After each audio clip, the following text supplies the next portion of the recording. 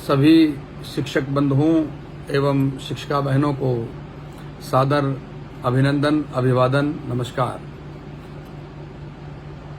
ग्रीष्मकालीन अवकाश में आप सभी लोग अपने परिवारों के साथ में सकुशल होंगे और बहुत ही हर्ष उल्लास के साथ में गर्मियों की चुनौतियों के साथ में अपने परिवार के साथ प्रसन्नतापूर्वक अपना महत्वपूर्ण समय दे रहे होंगे। बहुत दिनों बाद अवकाश प्रारंभ हुए, आप लोगों से चर्चा एवं कुछ महत्वपूर्ण बिंदुओं पर वार्ता करना अति आवश्यक प्रतीत हुआ। जैसा कि स्थायी जो हमारे लोग हैं, उनके अलावा कुछ हमारे स्टाफ के, टीचिंग स्टाफ के साथ ही जो एक वर्ष के लिए हमारे इस परिवार का अभिन्न हिस्सा रहते हैं और कुछ सीखने की लालसा के साथ हम लोगों के साथ में अपना मैक्सिमम एफर्ट्स करते हैं और हम लोगों के इस मिशन में अपनी महत्वपूर्ण भागीदारी सुनिश्चित करते हैं। हम सभी एक सिंगल ट्रैक पर विद्यालय में अध्ययनरत विद्यार्थियों के कल्याण के लिए उनके प्रति अपनी सद्भावनाओं को समर्पित करते हुए उस भावना के साथ में उन्हें पढ़ाने का काम करते हैं जैसा कि वे हमारे पुत्र या पुत्री हों। ये आप लोगों को विद्यालय की जो मूल पंक्तियां हैं, व्यक्तित्व निर्माण, उससे जुड़ा हुआ भाव मैंने आपको बताया। अब इसमें महत्वपूर्ण यह है कि ग्रीष्मकालीन अवकाश है और एक शिक्षक हम हैं। ऐसे में जानने सीखने की लालसा हमारे अंदर सदैव बनी रहे, ऐसा हमारा उद्देश्य हो, इस पर हमें चिंतन मनन करना चाहिए। कभी कभी हम देखते हैं कि हम विद्यार्थियों को पढ़ाते हैं और कोई भी शीर्षक लेकर किसी भी टॉपिक पर हमने पढ़ाना शुरू किया, हम देखते हैं विद्यार्थियों की निगाहें, विद्यार्थियों को हम सेटिस्फाई नहीं कर पा रहे होते हैं। वैसे में कहीं न कहीं हमारा अध्ययन, स्वाध्याय या उस विषय पर हमारी पकड़ हमको ढीली प्रतीत होती है और हम अपने आप को अपमानित महसूस करते हैं। उसके लिए आवश्यकता यह है कि हम अपने जीवन के महत्वपूर्ण समय में से, दैनिक दिनचर्या में से कुछ समय निस्वार्थ भाव से अपने लिए खर्च करें। अपने ज्ञान को और भी सुंदर और शार्प बनाने के लिए हम एक तरीके से अध्ययन को और बड़े उत्साह के साथ में उस पर कुछ काम करने के लिए रूपरेखा तैयार करें। ऐसे हमारे शिक्षक शिक्षिका बहनें जिनको इस राह पर चलने पर कहीं कोई अड़चन आए, कोई दिक्कत आए, तो वो सीधे तौर पर हम लोगों से सीधा संपर्क, संवाद स्थापित करके अपनी जिज्ञासाओं को दूर कर सकता है। सीखने की न तो कोई उम्र है, न सीखने के लिए कोई पूरी तरह सीखा हुआ व्यक्ति कहीं पर है। सीखने के लिए पूरा जीवन कम पड़ जाता है और सतत सीखने का जो हमारा नजरिया है वही हमें एक अच्छा शिक्षक बनाता है। अपना जो भी विषय आप लोगों का है उस पर निरंतर अध्ययन हो। प्लानिंग डायरी जो आपको उपलब्ध है आपके पास में, उसमें आप कम से कम 7-8 आने वाले सप्ताहों का जो पाठ्यक्रम है उसको लिख सकते हैं। उसमें तमाम 20 प्रकार की तालिकाएं हैं। जिनको उन तालिकाओं के बारे में नॉलेज ना हो, जानकारी ना हो, पुराने और स्थायी हमारे टीचर्स से पूछ सकते हैं। उनमें कैसे उन तालिकाओं को भरेंगे और उनके लिए क्या उपक्रम करना होगा।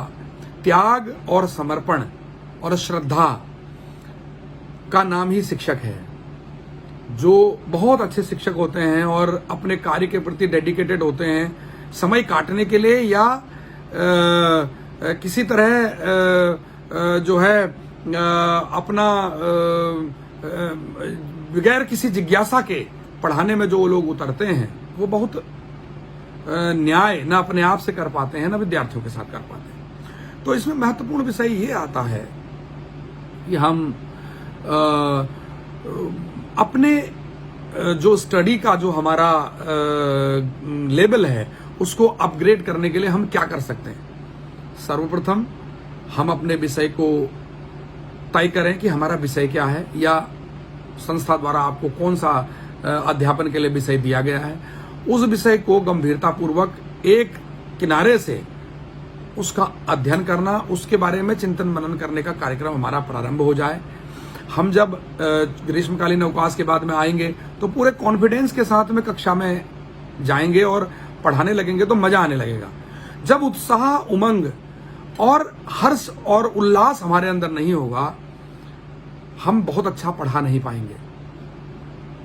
किसी भी व्यक्ति को शिक्षक बनकर या शिक्षक की जगह पर बैठकर विद्यार्थियों के साथ में अन्याय या अहित करने का कदापि हक नहीं। हम इस सतत अभ्यास के क्रम में अपने आप को बहुत शानदार शिक्षक बना सकते हैं। इसके लिए हमारा प्रयास जारी होना चाहिए।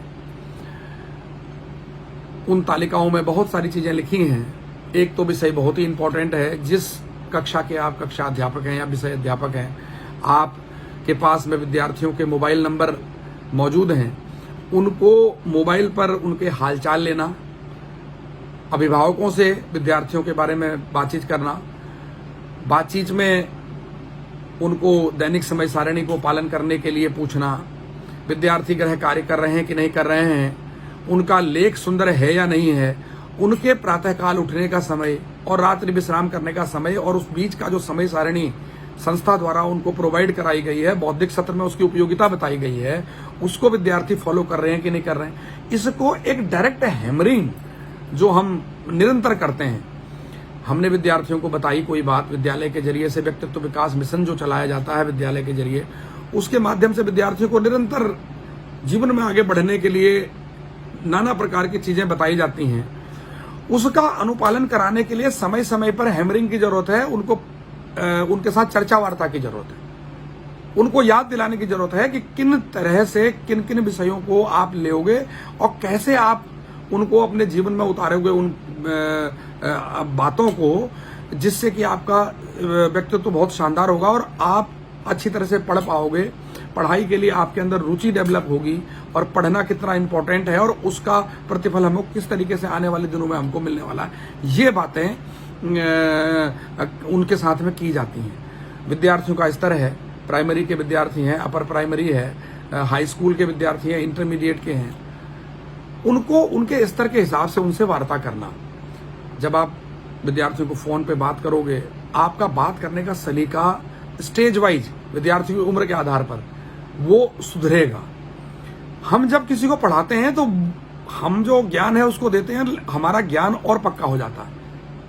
ये भावना हमारे अंदर रहनी चाहिए। और जितने भी विद्यार्थी आप विषय अध्यापक के रूप में हो, चाहे आप कक्षा अध्यापक के रूप में हो, सदन अध्यापक के रूप में हो, आप उन विद्यार्थियों से बात करें। उनके पेरेंट्स फोन उठाते हैं, उनसे हालचाल लेने के बाद में आप विद्यार्थी से, सदन के आपके प्रीफेक्ट हो सकते हैं, हाउस के प्रीफेक्ट हो सकते हैं, उनसे चर्चा वार्ता कर सकते हैं कि कैसा उनका छुट्टियों में उनका समय बीत रहा है। उनको बहुत अच्छा लगेगा कि मेरी अध्यापिका मुझसे बात की, उन्होंने मेरा हालचाल लिया और वो अलर्ट हो जाएगा बच्चा। आपके द्वारा किया गया टेलीफोन से कम 72 घंटे उसके अंदर एक स्पिरिट रहेगी, एक एक्टिवेशन रहेगा। आपने फोन किया, उसके बाद किसी दूसरे अध्यापक का फोन भी उसके हालचाल लेने के लिए गया। उनके माता पिता के अंदर भी आपके प्रति अच्छी भावना जगेगी। ये व्यवहारिकता का एक विषय है, तो उसको हम लोग कर रहे हैं कि नहीं कर रहे हैं। और आपको मैं बताता हूं कि जब हम इस तरह के विषयों में रुचि ले लेते हैं तो हमारा व्यक्तिगत, हम विषय के अच्छे जानकार जब हो जाते हैं, हमारी रुचियां इन सब विषयों में बहुत गंभीरतापूर्वक होने लगती हैं। हम भी दैनिक समय सारणी अपने लिए बतौर शिक्षक बनाते हैं और उस दैनिक समय सारणी का अनुपालन करने लगते हैं धीरे धीरे। तो हमारे अपने बच्चों के अंदर में, हमारे अपने घर में माहौल अच्छा बनता है। हमारे पेरेंट्स के साथ में हमारी जो कनेक्टिविटी है वो बहुत सुंदर बनती है। हमारे बच्चों के अंदर में हमारे प्रति आदर का जो स्टेबल भाव है वो बहुत तरीके से बनता है। और जब उस शांत वातावरण में हम अपने घर के उस सुंदर वातावरण में जब हम विद्वता के लिए प्रयास कर रहे होते हैं, तो हम कोई हमसे परिवार का व्यक्ति कहे न कहे, हमारे लिए कहीं न कहीं उसके अंतःकरण में एक आदर और सम्मान का भाव भी जनरेट होता है। ये बड़ा विषय है। तो हम किसी काम को बोझ समझकर या उसको एक प्रेशर समझकर या उसके प्रति बात सामने आते ही नकारात्मक एक भाव हमारे अंदर जब जाता है, तो हम धीरे धीरे नकारात्मक भावना से ग्रसित हो जाते हैं। और जीवन में तमाम मौकों पर जब हमको उत्साह से रहना चाहिए था और कुछ गेन करना था, ऐसे मौकों पर भी हमारे अंदर नकारात्मक भाव पैदा हो जाते हैं। प्यारे शिक्षकों, मैं आप लोगों से कहना चाहता हूं कि पॉजिटिव एनर्जी अपने अंदर लाने के लिए सर्वप्रथम आपका जो शरीर है, आपका जो मस्तिष्क है, उसको स्ट्रॉन्ग कैसे रखेंगे, उसको कंसंट्रेट कैसे रखेंगे, चित्त को शांत कैसे रखेंगे, दिमाग को कंसंट्रेट कैसे रखेंगे। सबसे पहला काम अगर किसी व्यक्ति का, ये तो सबके लिए है, लेकिन खासकर मैं अपने शिक्षकों से कहना चाहता हूं, क्योंकि आपने बहुत कुछ सामने परोसना है, देना है, वो ज्ञान के रूप में है, आपके अनुभव के रूप में है, तो निश्चित रूप में आपको अपने आप पर फोकस करना है। परिवार में तमाम प्रकार के झंझावात होते हैं, टेंशन्स होती हैं, परेशानियां होती हैं, वो किसी एक के साथ में नहीं होती हैं। एक ही समय पर हर घर में कुछ न कुछ घटनाक्रम चल रहे होते हैं, जिनका जहां पर कहीं पर नकारात्मक एनर्जी वाइब्रेट कर रही होती है, कहीं पर सकारात्मक पॉजिटिव वाइब्रेशंस अपना काम कर रहे होते हैं। तो मैं आप लोगों से फिर वही बातें हैं जो हम निरंतर अपनी मीटिंग्स में आप लोगों के साथ डिस्कस करते हैं, उसका सार लेकर प्रस्तुत हुए हैं। और मैं ये जरूर चाहूंगा कि अध्ययन से जुड़े रहने वाले लोग, वो शिक्षक के रूप में होते हैं, विद्यार्थी के रूप में होते हैं, कहीं कहीं पर शिक्षक भी विद्यार्थी होता है। जीवन का यही एक स्वरूप है। और सबसे सुंदर और शानदार पेशा अगर कोई है इस धरती पर, तो मुझे लगता है कि शिक्षक होना ही एक बहुत बड़ा अपने में एक गर्व और बहुत ही पॉजिटिव जो पेशा है, जिसको हम कह सकते हैं, वो है। हम नौनिहालों को तैयार करते हैं, अपनी ऊर्जा उनको देते हैं, और एक दिन वो लहलहाता हुआ एक वृक्ष, और वो वृक्ष फूल और फलों से लदा हुआ होता है। और जीवन में जब वो कामयाबी के मार्ग पर अग्रसर होता है, तो अपने उन शिक्षकों को याद करता है जिन्होंने जीवन में उसको कोई एक बात बताई थी। उसके सबकॉन्शियस माइंड में उस शिक्षक का पूरा चरित्र और उसका चेहरा, उसकी बताई हुई गई वो ज्ञान की बातें उसके सबकॉन्शियस माइंड में सदैव विद्यमान रहती हैं, और वो सदैव उनके प्रति उसका आकर्षण बना रहता है, आदर बना रहता है। और जिस शिक्षक से हमें कोई ऊर्जा नहीं मिली, कोई मार्गदर्शन नहीं मिला, विषय का कोई ज्ञान नहीं मिला, या तरीके से ज्ञान नहीं मिला, हम उनको विस्मृत कर देते हैं, और या एक सकारात्मक भावना हमारे जहन में, हमारे हृदय में या हमारे मस्तिष्क में उनके प्रति नहीं रहती। यही अगर हम अपने, जिन्होंने हमको ज्ञान दिया था, उन शिक्षकों के बारे में अगर आज हम विचार करें, तो हमको यही चीज हमारे स्मृति पटल पर आएगी। अगर हम बहुत जोर देकर अपने दिमाग पर जोर डालें कि क्या क्या भावनाएं हमें बताई गई थी, जिंदगी जीने के कौन से सलीके हमको सिखाए थे उन शिक्षकों ने, तो शायद कुछ चंद चेहरे आपके मस्तिष्क में आएंगे जो पॉजिटिव ऊर्जा से लेकर आएंगे। तो आज जिन विद्यार्थियों को हम शिक्षा दे रहे हैं, उनके लिए हम कितनी अच्छी तैयारी कर सकते हैं। कहीं कहीं पर शिक्षकों को लगता है कि मैनेजमेंट की तरफ से एक प्रेशर है, या अभिभावकों की तरफ से एक उनकी सक्रियता को लेकर आप जो है स्ट्रेस में आ जाते हैं। अगर कोई अपने कलेजे का टुकड़ा अपने पुत्र या पुत्री के रूप में आपके हवाले करता है कि इनको ज्ञान दीजिए, इसको सदमार्ग पर चलना सिखाइए, इसको चरित्रवान, ज्ञानवान, शीलवान, गुणवान बनाइए, तो उसे जानने का हक है कि उसको मैंने जिन हाथों में अपने बच्चे को दिया है, वो हाथ कितने स्ट्रांग हैं, वो कितने ज्ञानवान लोग हैं, आप अपने आप पर कल्पना करिए कि जिस तरह के ज्ञानी गुणी शिक्षकों से आप अपने बच्चों को पढ़ाना चाहते हो, वैसे आप क्यों नहीं हो। शिक्षक और शिक्षिका तो आप भी हो। अगर आप हो तो दैट इज गुड, अगर आप नहीं हो तो क्यों नहीं हो। ये बहुत बड़ा विचार करने वाला मुद्दा है। आप हो सकता है अपने गांव में छुट्टी मनाने के लिए गए हों, हो सकता है शहर में रहकर ही अपने घर के तमाम महत्वपूर्ण छोटे कार्यों को निपटा रहे हों, हो सकता है कि कुछ जो लोग गर्मियों में घूमने के लिए सपरिवार कहीं चले जाते हैं कुछ समय के लिए, ऐसी जगह पे आप गए हों। सब कुछ कीजिए, छोड़ना कुछ नहीं है, क्योंकि आप परिवार में हो, आपके बेटा होंगे, बेटी होंगी, कुछ हमारी बहनें ऐसी हैं जो अविवाहित हो सकती हैं शिक्षक।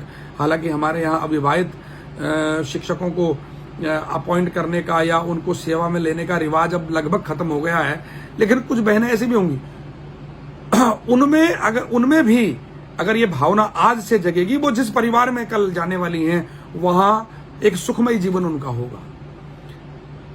चीजों के बारे में संजीदगी से सोचना, विचार करना, चिंतन करना, उस चिंतन को कागज में लिखना, कल की एंगेजमेंट आज ही तैयार करना, उसके पॉइंट्स को कहीं पर लिख लेना, उसके बाद दूसरे दिन शाम को उन पॉइंट्स में देख लेना कि हमारी बहनें हैं, उनको अपने इन लॉज को कहीं मेडिकल के लिए ट्रीटमेंट के लिए ले जाना था तो काम में लिख लिया कि ले जाना है, उनको दिखाना है अस्पताल, बच्चे के लिए फलानी चीज खरीदनी है, परिवार में ये चीजें हैं जो बाजार से खरीद के लानी है, उनको सूचीबद्ध करके कहीं लिख लिया और काम पूरा होने के बाद टिक लगा लिया। ये स्मार्ट व्यक्ति की ये काम करने की शैली है। टीवी देखने के लिए गए हैं, इत्मीनान से तय कर लिया कि 1 घंटा देखेंगे, 2 घंटा 2 घंटा देखा तो तुरंत नया हमारा एंगेजमेंट का काम हमें याद आना चाहिए। और जब हम इस तरह की जीवन शैली को अपनाते हैं निश्चित रूप में हम स्वस्थ भी रहते हैं और साथ में मजा आने लगता है पढ़ने में, मजा आने लगता है सोचने में, मजा आने लगता है विचार करने में, चिंतन करने में, और उसका जो अट्रैक्शन है आपके व्यक्तित्व में दिखाई पड़ने लगता है। आपकी चाल, आपका कॉन्फिडेंस, आपका व्यक्तित्व बहुमुखी प्रतिभा का हो जाता है। जीवन में एक बहुत शानदार शिक्षक बनने के लिए अपने आप से कमिटमेंट करना बहुत जरूरी है। यूं तो आप शिक्षक हो, मैम कहलाना या सर कहलाना या गुरुजी कहलाना बहुत अच्छा लगता है, लेकिन उस गुरुजी शब्द के पीछे, उस मैम शब्द के पीछे कितनी बड़ी जिम्मेदारी हमारे सर के ऊपर है। और उस जिम्मेदारी को जब मस्ती के अंदर, मस्ती अपने अंदर, ऊर्जा अपने अंदर, खुशी अपने अंदर, प्रसन्नता अपने अंदर लाकर जब हम उसको पूरा करने लगते हैं तो वही स्ट्रेस हमारे लिए पॉजिटिव वाइब्रेशन जनरेट करता है और हम बहुत अच्छे शिक्षक कहलाने लगते हैं। स्कूल में बहुत सारे शिक्षक शिक्षिकाएं होती हैं, लेकिन पेरेंट्स के द्वारा, लोगों के द्वारा, जनता के द्वारा, मैनेजमेंट के द्वारा कुछ लोगों पर ध्यान केंद्रित होता है कि ये उनके चेहरे से, उनकी सुंदरता से नहीं, उनके व्यक्तित्व की सुंदरता तो उनके ज्ञान में है, उनकी संजीदगी में है, उनकी विचारधाराओं में है, उनकी गंभीरता में है।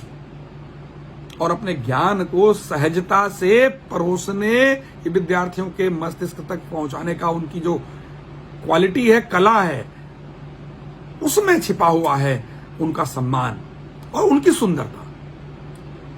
जिस दिन हम ये जान जाएंगे उस दिन हमारे अंदर एक चमत्कारी प्रभाव आ जाएगा, चमत्कारी हमारे अंदर एक विचार आ जाएगा। उस दिन हमारा जो हमारे द्वारा दिया जा रहा रिजल्ट पॉजिटिव होगा।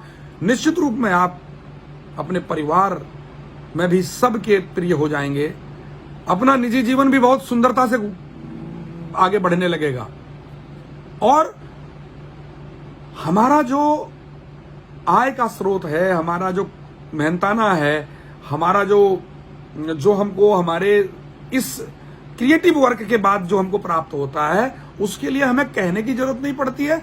हमारा मूल्यांकन करने वाले लोग मौजूद होते हैं। जिस तरीके से आज आप लोग मेहनत करके विद्यार्थियों को पढ़ाने का काम कर रहे हैं, एक समय हमने स्वयं भी इसी तरीके से विद्यार्थियों के बीच में जाकर उनको ट्यूशंस देना और उनको पढ़ाना वहां से शुरुआत की है, अल्प आयु से ही। तो जीवन में बहुत सारे काम हमने किए, लेकिन जितना आनंद और आत्मीय संतुष्टि विद्यार्थियों के बीच में बैठकर उनके जीवन को तराशने में, सुधारने में, उनको संवारने में,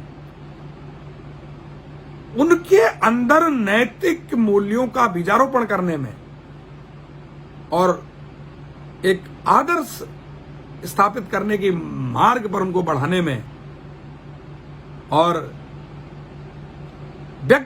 उनके व्यक्तित्व के विकास के लिए अपना समर्पित कंट्रीब्यूशन देने में जो मजा आता है, जो आनंद की अनुभूति होती है, वो किसी चीज में दुनिया में मेरे जैसे व्यक्ति को तो बिल्कुल नहीं मिल सकती। तो मैं आप लोगों से कहना चाह रहा हूं कि सब कुछ एंजॉय करना है जीवन में, लेकिन साथ में ज्ञान की पराकाष्ठा कहीं संभव नहीं है, कोई संपूर्ण ज्ञानी नहीं है। और आपके संस्था में, आपके कॉलेज में तमाम विभूतियों के चित्र वॉल्स पे लगा है, दीवारें बोल रही हैं, ऐसी अनुभूति होती है।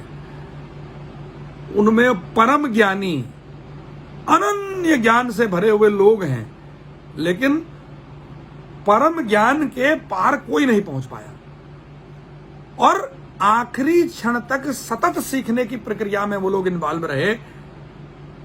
तो हमें भी तो रहना पड़ेगा, चाहे हम प्ले ग्रुप में पढ़ाते हों। हम कितने समर्पित प्ले ग्रुप के शिक्षक या शिक्षिका हो सकते हैं। हम 5वीं तक के विद्यार्थियों को पढ़ाते हैं, उनके हृदय में हमारा 5 मिनट के अंदर हम कैसे उतर पाएंगे कि हमारी बात को वो सुनने के लिए अपने आप को कंसंट्रेट कर पाएंगे।